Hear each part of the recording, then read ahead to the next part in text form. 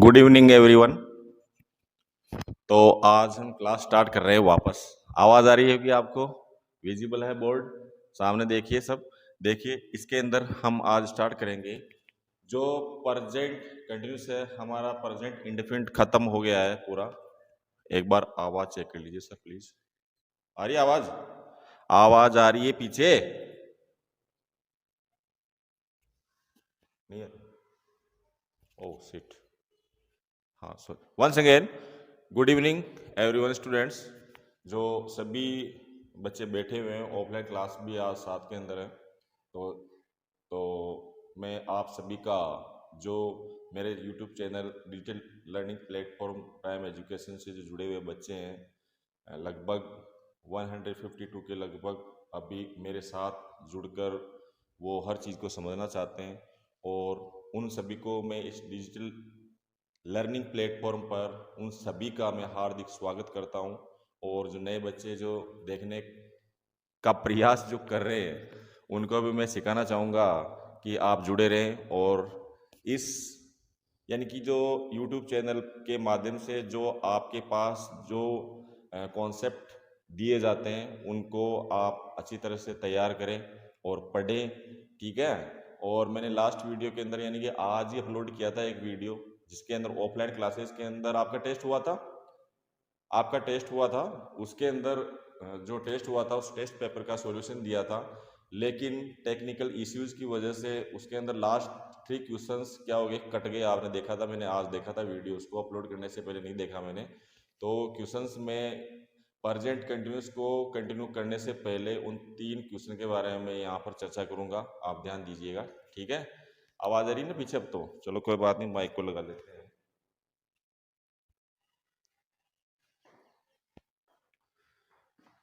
सभी स्टूडेंट्स का offline classes के अंदर टेस्ट हुआ था। उसके अंदर आपको पता है कि टेस्ट हुआ था, उसके अंदर एक क्वेश्चन पेपर दिया गया था आपको, और सारी चीज़ें वहीं से जो क्वेश्चन मैंने उठाकर जो पेपर बनाया वो आपको क्लासेस के अंदर पढ़ाया गया था, और उनको मिक्स कर मैंने एक क्वेश्चन पेपर बनाकर आपको 20 क्वेश्चन दिए क्लास के अंदर, जिसके अंदर से ये जो क्वेश्चन 4 क्वेश्चन है वो शायद लास्ट वीडियो जो अपलोड हुआ है उसके अंदर छूट गए हैं, किसी कारणवश वो एडिटिंग के अंदर कट गए क्वेश्चन। तो मैं उन्हीं को वापस कंटिन्यू करता हूँ, क्योंकि ये क्वेश्चन छूटेंगे तो फिर आपको थोड़ा सा दिक्कत आएगी इसके अंदर। तो बेटा 17 जो क्वेश्चन है अपना, इसके अंदर क्या हुआ था कि आपको एरर आइडेंटिफाई करना था। यानी कि जो पूरा सेंटेंस दिया हुआ है उसके अंदर आपको क्या करना था इसके अंदर एरर आइडेंटिफाई करना था अपने को, जो इस सेंटेंस को 4 भागों में बांटा कि कौन से भाग के अंदर गलती है अपने, ठीक है। तो अपन समझेंगे, whenever our class teacher visit my home, my brother always plays with his friends, no error। तो मैंने एक कॉन्सेप्ट बताया था क्लास के अंदर, आप लोगों को बताया है कि हमेशा ऑलवेज जो होती है, ऑलवेज इंग्लिश आईडीज है, प्रेजेंट इंडेफिनिट के अंदर यूज होती है, लेकिन इसका प्रेजेंट कंटिन्यूस के अंदर भी यूज किया जाता है। जब उस सेंटेंस के अंदर एक झल्लाहट फील हो। क्या हो? एक झल्लाहट यानी एंगर वाली स्थिति उसके अंदर फील हो। एग्जाम्पल के लिए लेता हूं मैं कि जब भी मैं उसके घर जाता हूं तो वह खेलता ही रहता है, वह खाता ही रहता है, वह हमेशा क्या करता रहता है? हंसता रहता है। यानी कि एक क्रोधित भावना से नेगेटिव सेंस के अंदर उस सेंटेंस का मीनिंग अपने सामने आए तो हमें किसका यूज करना है? ऑलवेज के साथ प्रेजेंट कंटिन्यूस का यूज करना है। और प्रेजेंट कंटिन्यूस में कौन सा वाला आएगा इसके अंदर? बताओ, आप बताओ। इज, आर, एम और वर्ब की फर्स्ट फॉर्म के साथ आईएनजी, बस यही करना था इसके अंदर और कुछ भी नहीं था। तो देखो यहां पर यहां से यहां तक सही है। इस क्वेश्चन के अंदर टाइपिंग के अंदर कुछ मिस्टेक हुई है, वो भी मैं क्लियर कर दूं आपके कि बेटा यहां पर देखो आवर क्लास टीचर एक सब्जेक्ट है, क्या ये आवर क्लास टीचर एक सब्जेक्ट दिया हुआ है, ठीक है। यहां पर वर्ब की फर्स्ट फॉर्म आई है, क्या ये वर्ब की फर्स्ट फॉर्म आई है। अगर ये सिंगुलर है तो आपको पता है सिंगुलर है तो यहां पर क्या आना चाहिए, विजिट्स आना चाहिए। सबसे पहली बात तो ये गलती रह गई थी इसके अंदर, ठीक है, याद रखना इसको, क्या आना चाहिए, विजिट्स, ठीक है, एस या एस लग जाएगा। मैंने बता रखा क्लास के अंदर सारे कॉन्सेप्ट क्लियर करा रखे हैं कि सिंगुलर सब्जेक्ट हो तो वर्ब की फर्स्ट फॉर्म के साथ एस या एस लगता है, तो यहाँ नहीं लगा था, किसी कारणवश टाइपिंग के अंदर गलती हो गई थी, तो आप अपने पेपर के अंदर इसको करेक्शन कर ले, ठीक है। उसके बाद देखो माई होम, फिर आता दूसरा सेंटेंस माई ब्रदर ऑलवेज। अब बेटा यहां पर देखने से अगर थोड़ा सा आप क्लास के अंदर ध्यान दोगे तो मैंने इस कॉन्सेप्ट को क्लियर भी किया था कि जो नेगेटिव सेंस के अंदर जिसका अर्थ निकले तो ऑलवेज भी आता है, तो उसके साथ वर्ब की हेल्पिंग वर्ब और इज आर एम, उसके साथ वर्ब की फर्स्ट फॉर्म प्लस आईएनजी का यूज करना है। इट मींस प्रेजेंट कंटिन्यूअस के अंदर उसका यूज करना है, ठीक है। तो यहां पे इसका आंसर आपको क्या देना था कि ऑलवेज आया, तो देखो माय ब्रदर यहां पर सिंगुलर सब्जेक्ट है, सिंगुलर सब्जेक्ट के साथ इज का यूज होता है, किसका यूज होता है, इज का। तो यहाँ पे जो आंसर आएगा, मैं रेड पेन से यहां मेंशन कर रहा हूं, इसका आंसर आएगा इज ऑलवेज, फर्स्ट फॉर्म के साथ आईएनजी लगेगी तो प्लेइंग, बस ये इसका आंसर था, ठीक है, क्लियर हो। क्वेश्चन का आंसर आप सही कर लीजिए, आपके पेपर के अंदर दिया हुआ है, ठीक है। अब देखो 18 नंबर का क्वेश्चन करते हैं अपन। 18वां क्वेश्चन था बेटा, WH वर्ड से ये स्टार्ट हो रहा है। सबसे पहले एक चीज ध्यान से सुनो, आप भी सुनो, कि कोई सा भी टेंस हो, कोई से भी टेंस का सेंटेंस हो, यदि उसको इंटरोगेटिव के अंदर अपने को कन्वर्ट करना है तो दो प्रकार से होता है वो। एक तो होता है सब्जेक्ट से पहले हेल्पिंग वर्ब का यूज करो, एक होता है उसकी स्टार्टिंग जो होती है क्वेश्चन की वो कहां से होती है, WH वर्ड से। तो इसकी स्टार्टिंग कहां से हो रही है, WH वर्ड से हो रही है। तो इसका सेंटेंस स्ट्रक्चर जो है वो मैं इनको करवाने के बाद बोर्ड पे मेंशन करूंगा, उसको आप अपने नोटबुक के अंदर नोट डाउन कर लें, ठीक है।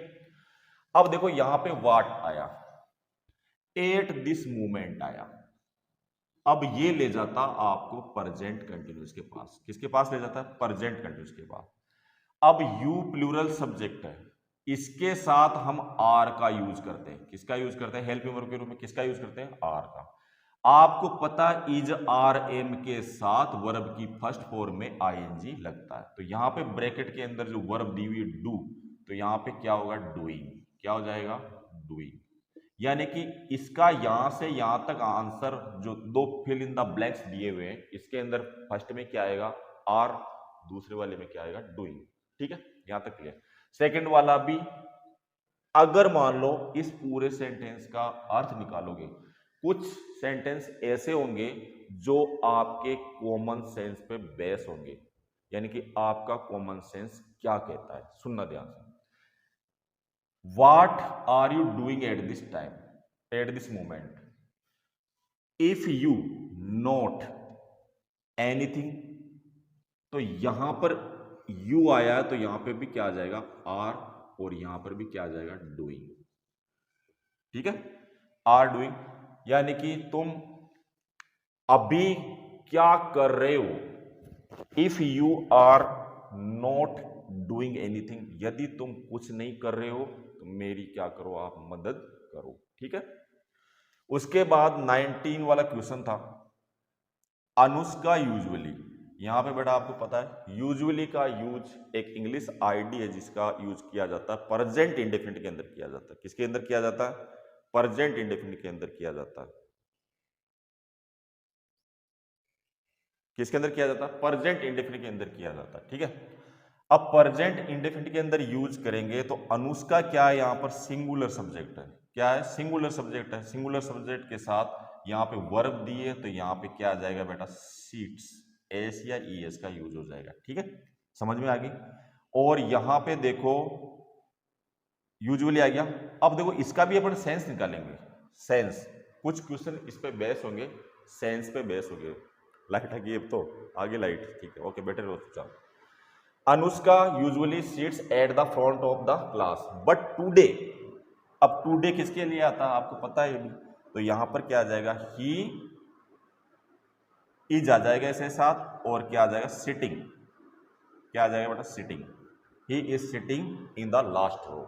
समझ में आएगी आपके सभी बच्चों को, समझ में आ रही है?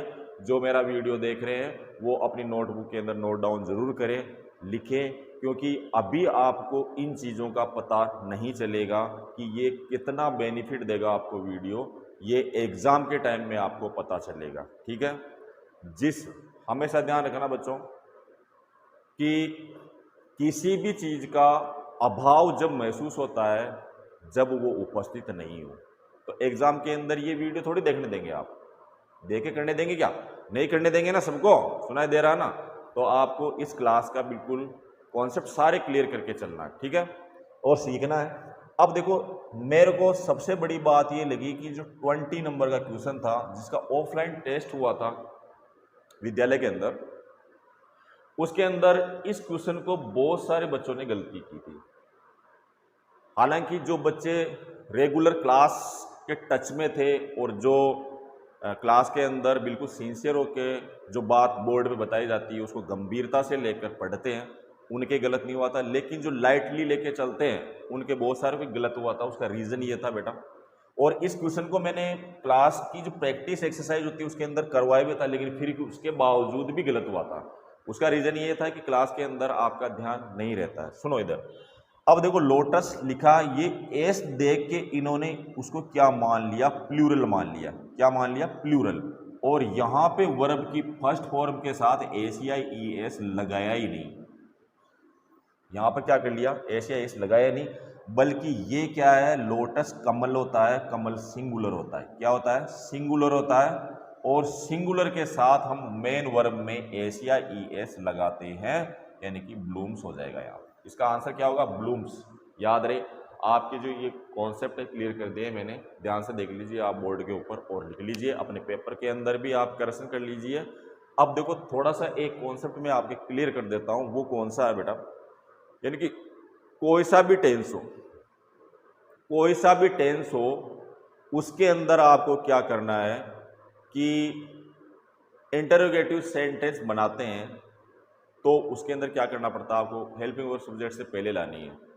अगर वो WH वर्ड वाला है तो आपको क्या लाना है, WH वर्ड को सबसे पहले लाना, फिर हेल्पिंग वर्ब लानी है, फिर उसके बाद सब्जेक्ट, उसके बाद मेन वर्ब, उसके बाद ऑब्जेक्ट, उसके बाद अदर वर्ड और क्वेश्चन मार्क, ठीक है। चले आगे, अब देखते हैं आगे क्वेश्चन।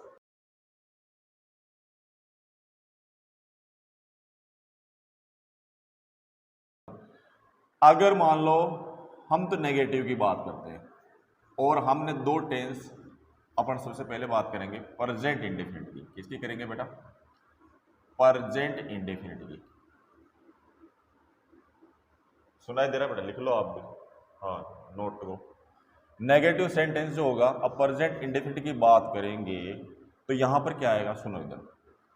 अगर मान लो अफर्मेटिव सेंटेंस के बारे में हमने चर्चा कर ली, सिंपल सी बात है, वर्ब की फर्स्ट फॉर्म के साथ एस या एस आता है, ठीक है, वर्ब की फर्स्ट फॉर्म आएगी या वर्ब की फर्स्ट फॉर्म के साथ एस या एस आएगा। लेकिन मैंने एक चर्चा की थी, इसके अंदर हेल्पिंग वर्ब जो है वो आती है डू या डज। यदि डू या डज आता है तो वर्ब की फर्स्ट फॉर्म ही आती है, इसके साथ हम एस या ई एस का यूज नहीं करेंगे।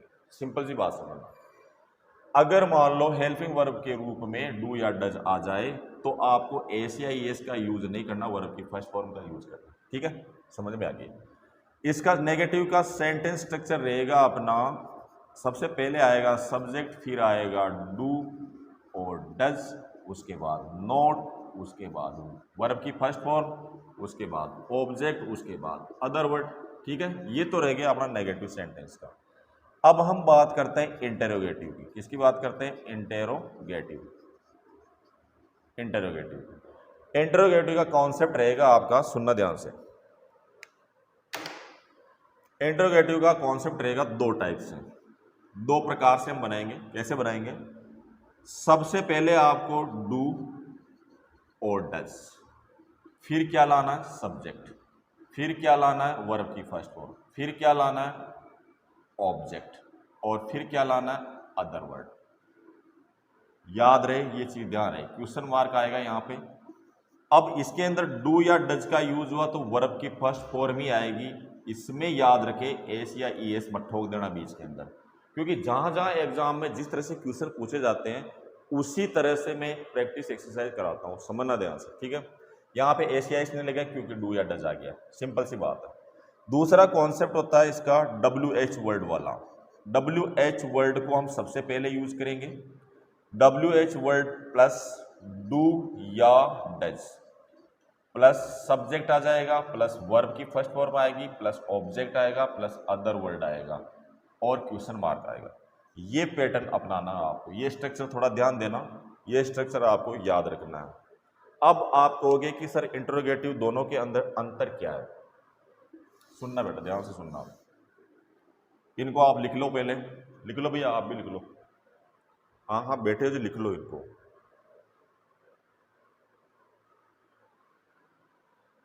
अब चलेंगे आगे।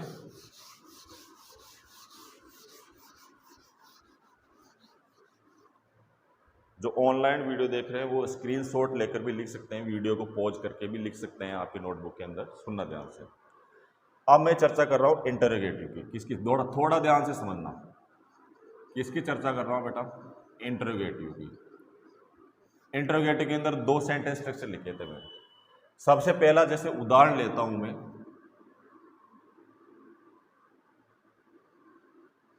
क्या तुम स्कूल जाते हो, क्वेश्चन मार्क। एक क्वेश्चन ये हो गया, एक क्वेश्चन हो गया, तुम कहाँ जाते हो। दो क्वेश्चन हो गए, ठीक है, समझना ध्यान से। अब एक क्वेश्चन हुआ, आपको बस ये थोड़ा ध्यान रखना है, पहले वाला जो सेंटेंस स्ट्रक्चर होगा, डू या डज, सब्जेक्ट, फिर उसके बाद वर्ब की फर्स्ट फॉर्म, उसके बाद ऑब्जेक्ट, उसके बाद अदर वर्ड आएगा और क्वेश्चन मार्क आएगा। समझना ध्यान से। अगर हिंदी वाले सेंटेंस के अंदर WH वर्ड कहाँ आ जाए, स्टार्टिंग में कहाँ आ जाए, स्टार्टिंग के अंदर, शुरुआत के अंदर, तो आपको ये स्ट्रक्चर अपनाना है। कौन सा, डू डज वाला, पहले वाला। स्टार्टिंग के अंदर अगर आ गया तो डू डज का पहले प्रयोग करना है, और हेल्पिंग और सब्जेक्ट आएगा, फिर उसके बाद वो पैटर्न आपको सेंटेंस स्ट्रक्चर लिखा दिया, समझना ध्यान से, ठीक है। यदि ये हिंदी वाले सेंटेंस के अंदर WH वर्ड बीच में आ जाए, अब ये WH वर्ड है या नहीं है, कहाँ, यानी कि वेयर, ठीक है, समझ में आ गया। तो WH वर्ड, तो यहां पर WH वर्ड तो क्या आ जाएगा, पहले आएगा, फिर उसके बाद सब्जेक्ट के अकॉर्डिंग क्या आएगा, डू आ जाएगा, वेयर डू और गो, क्या आ जाएगा, वेयर डू गो, तुम कहाँ जाते हो, ये ध्यान रखना बस। अब इसके अंदर डू आ गया तो वर्ब की फर्स्ट फॉर्म में ऐसे इसका यूज नहीं करना, वर्ब की फर्स्ट फॉर्म में आएगी। सेंटेंस स्ट्रक्चर जो लिखा है उसके अंदर भी ऐसा कैसा है कॉन्सेप्ट है, और इसी पे डिपेंड था आपका जो क्वेश्चन था 18 नंबर का। 18 नंबर का क्वेश्चन आपकी जो पेपर आपके पास है उसमें देखिए, ध्यान से देखिए, उसके अंदर आप भी देखिए। 18 नंबर का क्वेश्चन था, उसमें सेंटेंस स्ट्रक्चर ये वाला था। कौन सा था, सुनना इधर, WH वर्ड,